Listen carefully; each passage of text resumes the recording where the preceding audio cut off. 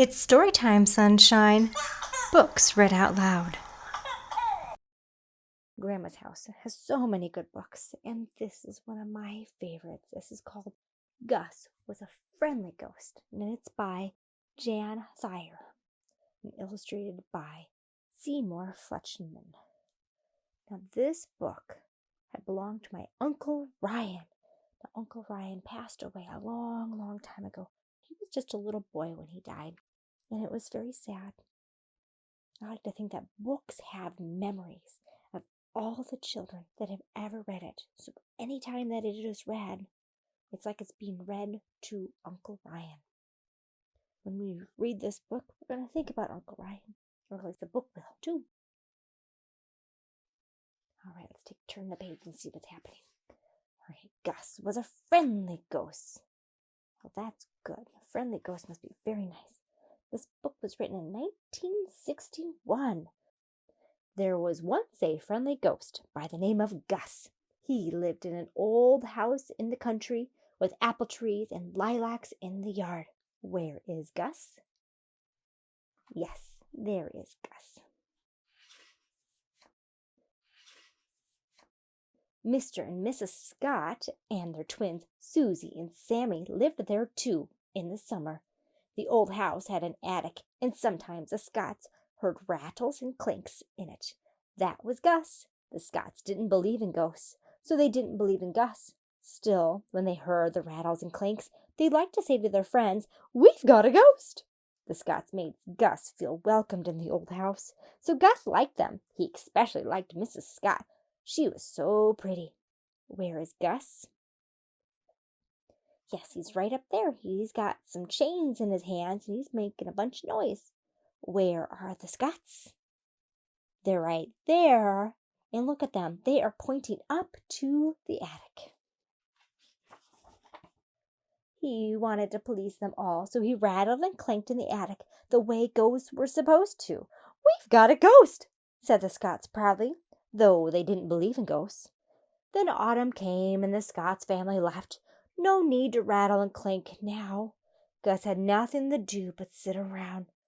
Look, he's so happy here, but he's so sad and lonely there.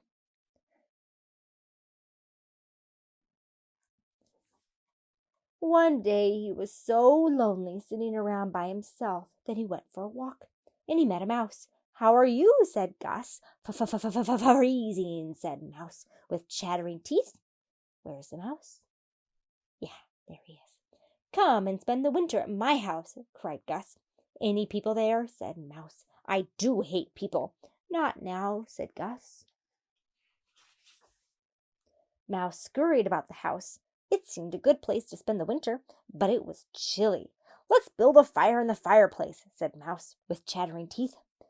"I'll get a match." He scurried to the kitchen, but the Scots had taken all the matches away on account of mice. "Bother!" cried Mouse. Gus had never built a fire. Ghosts never get cold, but he wanted Mouse to be happy in his house. So he said some ghostly words he knew. "Woo!" And a fire began to blaze in the fireplace. "Well," said Mouse with delight, "let's have a bite. I'll look in the cupboard." He scurried to the kitchen, but the Scots had taken all the food away on account of mice. "Bother!" cried Mouse. Gus had never cooked a meal. Ghosts never get hungry, but he wanted Mouse to be happy. "Toasted cheese sandwich," said Gus. "There isn't any," began Mouse. Then he saw that Gus had sliced a big piece of cheese. Mouse was delighted. Gus was pleased he thought of the cheese. Gus pulled the table up to the hearth. He piled 9 pillows in a chair for Mouse. Mouse enjoyed his toasted cheese. Look, there's 1, 2, 3, 4 pillows that we can see. And he looks very plump and happy. Finally, Mouse wiped his whiskers. "Which is my room?" he said. "Take your pick," said Gus. "Bed will feel good," said Mouse. He scurried to the front bedroom, but Mrs. Scott had put newspaper all over the bed on account of mice. Mouse made a face. "I do hate a newspaper," he said. Look at his face. He looks angry. He scurried into the back bedroom. "I'll curl up in a drawer." But Mrs. Scott had put mothballs in the drawer on account of mice, of course. Mouse made a terrible face. "I do hate a mothball," he said. "Look at that. He's plugging his nose." Gus wanted Mouse to be happy in his house. "Try the attic," he said. Mouse ducked into a hole in the wall that Gus showed him and found his way to the attic. He burrowed into an old mattress and went to sleep in the stuffing. Ooh, very nice. Gus washed the dishes. He was delighted to have Mouse in the house for company. When Mouse woke up, he scurried downstairs and said, "How do I get out of here?" "Don't go," cried Gus. "Aren't you hungry?" "What are we having for dinner?" said Mouse. Gus began to be very busy. Mouse liked his 3 meals a day with nibbles in between, so Gus put on an apron. He got out a cookbook. He looked up all the things a mouse might like to eat. He spilled sugar all over the floor. He got flour all over his face. Look at him. Oh, he's cracking eggs. He burned his fingers, but he made macaroni and cheese cake. He whipped up a cheese soup and cheese sauce. He cooked cheese bread and cheese biscuits, cheese popovers and cheese pie. Mouse never had time to help, but he was so busy with various matters, but Gus didn't mind. Mouse grew plump on cheese sauce. At night, when it snowed, Mouse read to Gus by the fire. Sometimes they played checkers. Sometimes they popped corn. Firelight flickered on the old window panes, and smoke curled up the chimney. No one was near to notice. Look at them. They're playing checkers. And it looks like it is Gus's turn to move. But at last the snow melted, and the sun grew warm. The buds on the apple tree swelled. The lilacs burst into bloom, and one day a car drove into the yard. The Scots were back. When Mouse heard Susie and Sammy running through all the rooms, he ducked into the hole in the wall and rushed to the attic. When he peeked out of the mattress and saw his friend Gus, he cried angrily, "I'll scare them away." "Why? They're nice," said Gus in surprise. He was glad to see the Scots, especially Mrs. Scott. But Mouse had been so happy in the house with Gus's cooking and everything that he was furious to think the Scots had come and spoiled it. Oh, look how angry he is.